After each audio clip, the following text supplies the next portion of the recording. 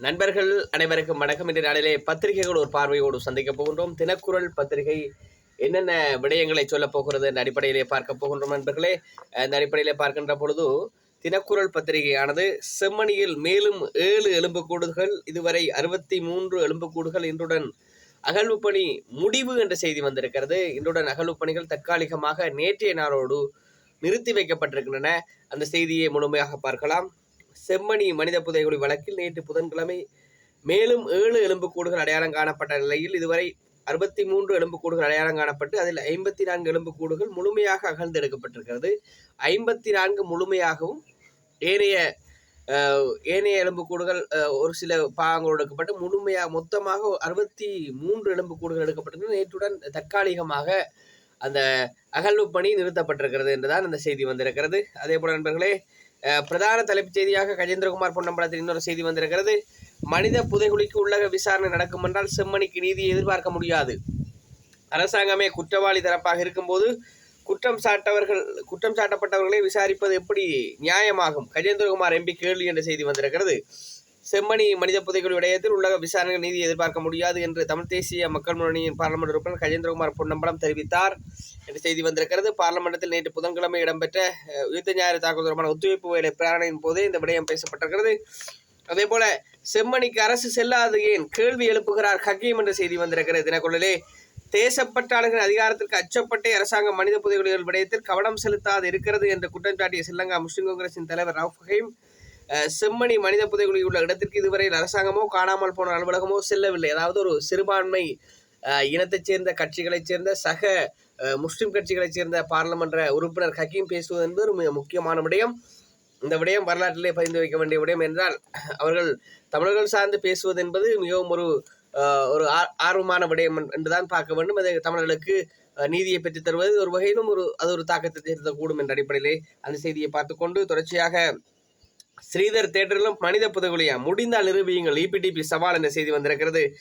செம்மணி மாத்திரமல்ல, மன்னார், கொக்குளாய், துணுக்காய், மண்டதீவு என்று எங்கெல்லாம் மனித புதைகுழிகள் இருக்கிறது என்ற குற்றச்சாட்டுகள் முன்வைக்கப்படுகின்றனவோ அங்கெல்லாம் அகழ்வுகள் மேற்கொள்ளப்பட்டு உண்மைகள் வெளிப்படுத்தப்பட வேண்டும். மனித எச்சங்கள் மீட்கெடுப்போமாய் அது எந்த காலப்பகுதியில் மீட்கப்பட்டன என்று சொல்லி ஆராயுங்கள் என்று சொல்லி EPDPயை சேர்ந்தவர் சவால் விடுத்திருக்கிறார். அதே போல செம்மணி புதைகுழி குறித்து இலங்கை அரசுடன் பிரிட்டன் பேசுகிறது என்ற ஒரு செய்தி வந்திருக்கிறது.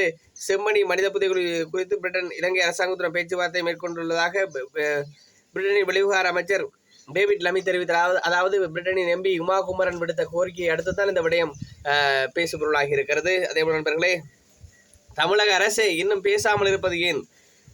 நீதி கேட்டு திருச்சி சிறப்பு முகாமில் போராட்டம் என்ற செய்தி வந்திருக்கிறது. சிங்கள பேரினவாத அரசால் நிகழ்த்தப்பட்ட ஈழத்தமிழக படுகொலைக்கு நீதி கேட்டு திருச்சி சிறப்பு முகாமில் போராட்டத்தை முன்னெடுத்த தோழர் யோகராசா நவநாதன் கோரிக்கையை ஏற்று தமிழ்நாடு அரசு விரைந்து நடவடிக்கை எடுக்க வேண்டும் என தமிழக வாழ்வுரிமை கட்சி வேண்டுகோள் விடுத்துள்ளது என்ற செய்தி நீண்டு செல்வதை காணக்கூடியதாக இருக்கிறது. சபையில் தமிழை அவமதித்தார்களா? ஆளும் எதிர்க்கட்சியினர் சர்ச்சை. தமிழ் மொழியில் பேசுவதால் எள்ளி நகையாடி எதிர்க்கட்சியினர் தமிழை கொச்சப்படுத்துவதாக கடற்றொழில் நீரியல் மற்றும் கடல் வளங்கள் அமைச்சர் ராமநாதன் சந்திரசேகர் கூறியதால் மிகவும் ஒரு பாரிய ஒரு குழப்ப நிலை அங்கு ஏற்பட்ட விடயம் பதிவாகி இருக்கிறது. அதே போல 24 எம்பிக்களுக்கா 158 எம்பிக்களுக்கா யாருக்கு இவர் சபாநாயகர் என்று சொல்லி ஐக்கிய மக்கள் சக்தியின் எம்பி கேள்வி கேட்ட விடயம் மிகவும் பூதாகரமாக இருக்கிறது. சபாநாயகர் அரசாங்கத்தோடு அரசாங்க பாராளுமன்ற உறுப்பினர்களுக்கு சாதகமாக நடப்பதாகத்தான் இந்த விமர்சனமான செய்தி வந்திருக்கிறது. பாராளுமன்றத்தில் பேசப்பட்ட விடயம். அதே போல அருகம்பை பகுதியில் 3 அடுக்கு பாதுகாப்பு வீதித்துறையின் சோதனை சாவடிகள். அம்பாறை மாவட்டத்தில் அருகம்பை பகுதிக்கு வருகிற வெளிநாட்டு சுற்றுலா பயணிகளின் எண்ணிக்கை நாளுக்கு நாள் அதிகரித்து முறையில் 3 அடுக்கு பாதுகாப்பு வழங்கப்பட்டிருப்பதாக செய்தி வந்திருக்கிறது. அதே போல பிள்ளையாருடன் எந்த டீலும் இல்லை, பிரதியமைச்சர் மஹிந்த ஜெயசிங் என்ற செய்தி வந்திருக்கிறது. பிள்ளையாருடன் அரசாங்கத்திற்கு எந்த டீலும் கிடையாது, அவர் டீல் இருந்திருந்தால் இனிய பாரதி கைதாகி இருப்பாரா என அரசாங்கத்தின் அமைச்சர் கேள்வி கேட்ட செய்தி வந்திருக்கிறது. அதே போல ஆட்சிக்கு அவர்களை கொண்டுவதற்காக ராஜபக்சர்களுக்காக நடந்த தாக்குதலே இது, பிமல் ரத்நாயக்க சொன்ன செய்தி. அதாவது ராஜபக்சர்களை மீண்டும் ஆட்சிக்கு கொண்டு வருவதற்காக உருவாக்கப்பட்ட சூழ்நிலையில் தான் குண்டு தாக்குதல்கள் இடம்பெற்றன. இந்த தாக்குதல்கள் தடுத்திருக்கும் புலனாய்வு தகவல் கிடைத்திருந்தும் உரிய நடவடிக்கை எடுக்கப்படவில்லை என்ற செய்தி பிமல் ரத்நாயக்க ஆளும் கட்சியின் அமைச்சர் சொன்ன விடயம் வந்திருக்கிறது.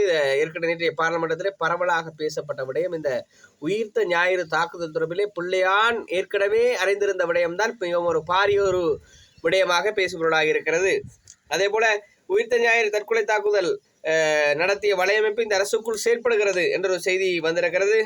அதே போல வேறு தரப்பினருக்கு மாற்ற முயற்சி. எரிபொருள் விநியோகிக்கும் நெருக்கடிக்குள் சிக்கும். அதாவது அரசாங்கம் தனிச்சையாக எரிபொருள் விநியோக நடவடிக்கைகளை வேறொரு தரப்பினருக்கு மாற்ற தயாராகி வருவதாகவும் இந்த முடிவு நாட்டின் எரிபொருள் விநியோக வலையமைப்பை கடுமையாக நெருக்கடியில் தள்ளக்கூடும் என ஐக்கிய இலங்கை எரிபொருள் போக்குவரத்து பவுசர்கள் உரிமையாளர் சங்கம் எச்சரிக்கை விடுத்துள்ளார். செய்தி ஒரு பாரிய ஒரு விடயம், சின்ன விடயம் அல்ல. அரசாங்கம் இந்த விடயத்திலே கவனமாக செயற்பட வேண்டும். அதே போல உயிர்த்த ஞாயிறு தாக்குதல் சர்வதேச விசாரணை ஒருபோதும் நடக்காது என்ற செய்தி கர்சன நாணயக்கார தெரிவித்த செய்தியாக இருக்கிறது. உள்ளக விசாரணை தான் நடக்குமாம் என்று சொல்லி வந்திருக்கிறது. செம்மணிக்கு சர்வதேச விசாரணை தேவை என்று சொல்லி கயேந்திரமார் பொன்னம்பலம் தெரிவித்த செய்தி பிரதான செய்தியாக இருக்கிறது. நாங்கள் தினக்குரலிலே பார்க்கின்ற போது உள்பக்கத்திலே இந்தியாவுடன் கைச்சாத்திடப்பட்ட ஒப்பந்தம் வெளிப்படுத்த முடியாது பிரதமர் ஹரணி தெரிவித்தார் என்ற செய்தி வந்திருக்கிறது. அதே போல செம்மணி மனித பொருட்களுடைய இலங்கை அரசாங்கத்துடன் பிரிட்டிஷ் அரசு பேசியதா என்ற செய்தி இருப்பதை காணக்கூடியதாக இருக்கிறது. அதே போல மன்னார் நகரசபையின் கண்ணி அமர்வில் பெரும் குழப்ப நிலை, சபை நடவடிக்கையை ஒத்திவைத்த நகர முதல்வர் என்ற செய்தி இருக்கிறது. அதே போல கொக்குவில் பொதுச்சந்தையில் கடல் உணவுப் பொருட்கள் வெட்ட கட்டணங்கள் நல்லூர் பிரதேச சபையால் நிர்ணயம் என்ற செய்தி வந்திருக்கு. அதே போல இன்னொரு முக்கியமான செய்தி, இம்ரான் எம்பிக்கு கொலை மிரட்டல், சிஐடியால் முறப்பாடு என்ற செய்தி வந்திருக்கு. செய்தியை முழுமையாக பார்க்கலாம். திருவோணமலை மாவட்டத்தில் உள்ள குச்சவெளி புல்மோட்டை பிரதேச அகில இலங்கை மக்கள் காங்கிரஸ் கட்சி முக்கியஸ்தர்களால் விடுக்கப்பட்ட கொலை மிரட்டல் மற்றும் சேர்வூசு நடவடிக்கைகளுக்கு எதிராக குற்றப்புலனாய்வு திணைக்களத்தில் நேற்று முன்தினம் செவ்வாய்க்கிழமை முறைப்பாடு செய்துள்ளதாக திருவண்ணாமலை மாவட்ட பார்லமெண்ட் உறுப்பினர் இம்ரான் மஹ்ரூப் தெரிவித்தார். அந்த செய்தி என்ன நண்பர்களே, அந்த குச்சவெளி பிரதேச சபை தவிசாளர் தெரிவு அடிப்படையில் தான் அந்த செய்தி வந்திருக்கிறது. அதே போல பாறையிலிருந்து நீர்த்தேக்கத்தினுள் தவறி விழுந்த சிறுவன் கடற்படையின் தேடுதலில் சடலமாக மீட்பு. இது ஒரு பெரும் துயரம் நண்பர்களே. இந்த செல்ஃபி எடுக்கிற மோகத்தில் போய் விழுந்து நிறைய பேர் சாகிறார்கள். அது ஒரு விடயம் இருக்கிறது. அதே போல செம்மணி புதைகுழி தொடர்பான படங்களோடு செய்திகள் தினக்குரலிலே வந்திருக்கிறது. அதே போல பல்லாயிரக்கணக்கான அடியவர்கள் பங்கேற்க நாகபூசணி அம்பாள் ஆலய முத்தேர் பமணி என்று சொல்லி புகைப்படத்தோடு அந்த செய்தி வந்திருக்கிறது. நேற்றைய நாளிலே தேர் திருவிழா இடம்பெற்றது நைனை நாகபூசணி அம்பாளுக்கு. அதே போல கோணேஸ்வர் கோயிலுக்கு சந்தனம் வழங்கிய ஆலயத்தின் வேள்வி என்ற செய்தி வந்திருக்கிறது.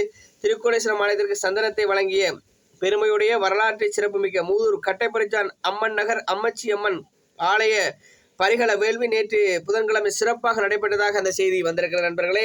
அதே போல திருக்குறளின் ஆசிரியர் தலையங்கத்தை பார்க்கலாம். நாங்கள் உடல் ஆரோக்கியத்துக்கிடையே சமநிலையை ஏற்படுத்துதல் அவசியம் என்ற ஒரு செய்தி, ஒரு ஆசிரியர் தங்கம் மிக சிறப்பான ஆசிரியர் தங்கமாக இருக்கிறது.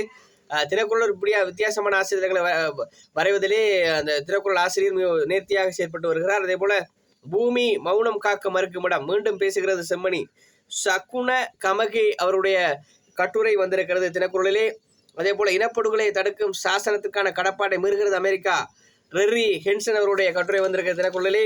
அதே போல நண்பர்களே, இன்னும் பல்வேறுபட்ட செய்திகள் தினக்குறளிலே வந்திருக்கிறது. உயிர்த்த ஞாயிறு தாக்குதல் தான் இந்த பத்திரிகைகளிலே முழுமையாக இருக்கிறது. உயிர்த்த ஞாயிறு தாக்குதல் தொடர்பில் சர்வதேச உதவியுடன் விசேட வழக்கு தொடர் அலுவலகம் ஒன்று இங்கு அமைக்கப்பட வேண்டும் சாணக்கிய நம்பி கூறுகிறார் என்ற செய்தி இருக்கிறது. அதே போல இன்னும் பல்வேறுபட்ட செய்திகளோடு தினக்குறள் இன்றைய நாளிலே வந்திருக்கிறது. நீங்களும் தினக்குறள் பத்திரிகைகளை வாசிப்பதன் மூலம் மேலதிக விடயங்களை நீங்கள் அறிந்து கொள்ள முடியும் நண்பர்களே. மீண்டும் ஒரு காணொலியை சந்திக்கும் விடைபெறும் நான் உங்கள் செந்தூரன். நன்றி, வணக்கம்.